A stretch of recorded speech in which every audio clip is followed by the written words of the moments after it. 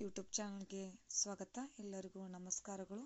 ನಾಡಪ್ರಭು ಕೆಂಪೇಗೌಡರ ಈ ಒಂದು ಪ್ರಬಂಧದ ವಿಡಿಯೋ ಇಷ್ಟವಾದಲ್ಲಿ ಪ್ಲೀಸ್ ನಮ್ಮ ಚಾನಲ್ಗೊಂದು ಲೈಕ್ ಮಾಡಿ, ಸಬ್ಸ್ಕ್ರೈಬ್ ಮಾಡಿ, ಶೇರ್ ಮಾಡಿ ಅಂತ ಹೇಳ್ತಾ, ಮೊದಲನೇದಾಗಿ ವಿವರಣೆ.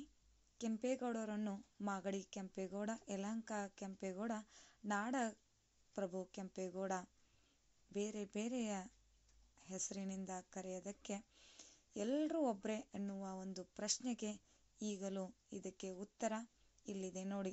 ಹೀಗಿದೆ: ಯಲಹಂಕದ ಮಾಲಪುರುಷ ರಣಬೈರೇಗೌಡರ ಹಿರಿಯ ಮಗ ಜಯಗೌಡ ಎನ್ನಲಾಗುತ್ತಿದೆ. ಅವರು ಕೃಷಿಕ 1420ರಲ್ಲಿ ಅಧಿಕಾರಕ್ಕೇರಿದರು.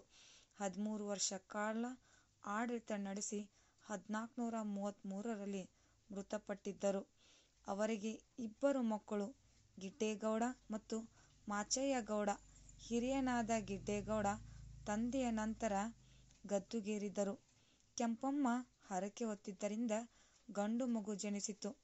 ಅವನಿಗೆ ಕೆಂಪೆನಂಜೇಗೌಡ ಎಂದು ನಾಮಕರಣ ಮಾಡಲಾಗಿತ್ತು. ಗಿಡ್ಡೇಗೌಡ 10 ವರ್ಷ ಕಾಲ ಆಡಳಿಸಿ ನಡೆಸಿ 1443ರಲ್ಲಿ ಮರಣ ಹೊಂದಿದರು. ಆನಂತರ ಕೆಂಪೆನಂಜೇಗೌಡ ಅಧಿಕಾರಕ್ಕೆ ಬಂದು ಕೃಷಿಕ 1513ರವರೆಗೂ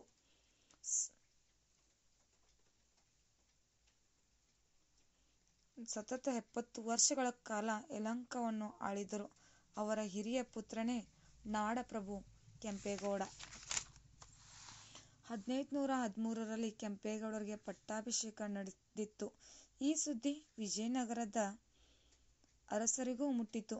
ಆಗ ವಿಜಯನಗರದ ಸಾಮ್ರಾಜ್ಯದ ಶ್ರೀ ಕೃಷ್ಣದೇವರಾಯ ಮತ್ತು ಅಚ್ಯುತರಾಯನಿಗೂ ಕೆಂಪೇಗೌಡ ಸಮಕಾಲೀನ ಎನ್ನುವ ಸಂಗತಿ ದಾಸರಹಳ್ಳಿ ಶಾಸನದಲ್ಲಿ ಉಲ್ಲೇಖವಿದೆ.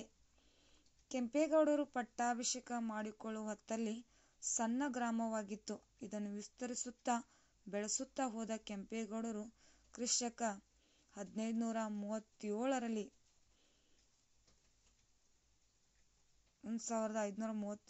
ಒಳಗೆ ಬೆಂಗಳೂರಿಗೆ ಕೋಟೆ ಕಟ್ಟಿಸಿ ಅದನ್ನು ರಾಜಧಾನಿಯನ್ನಾಗಿ ಮಾಡಿಕೊಂಡರು. ಮತ್ತೊಂದು ಕಡೆ ಇತ್ತೀಚೆಗೆ ಪತ್ತೆಯಾದ ಬೆಂಗಳೂರು ವೈಖರಿನಲ್ಲಿ ಕೆಂಪೇಗೌಡರು ಕ್ರಿಶಕ 1538ರಂದು ಬೆಂಗಳೂರು ಕೋಟೆ ನಿರ್ಮಾಣ ಪ್ರಾರಂಭಿಸಿದರು. ಕೊನೆಯದಾಗಿ ಉಪಸಂಹಾರ.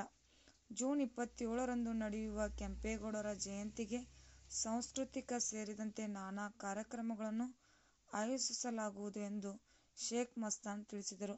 ನಿಮಗೂ ಕೂಡ ಈ ಒಂದು ಕೆಂಪೇಗೌಡರ ಪ್ರಬಂಧದ ವಿಡಿಯೋ ಇಷ್ಟವಾದಲ್ಲಿ ಪ್ಲೀಸ್ ನಮ್ಮ ಚಾನಲ್ಗೊಂದು ಲೈಕ್ ಮಾಡಿ, ಸಬ್ಸ್ಕ್ರೈಬ್ ಮಾಡಿ, ಶೇರ್ ಮಾಡಿ, ಕಮೆಂಟ್ ಮಾಡಿ. Thank you. ಧನ್ಯವಾದಗಳು.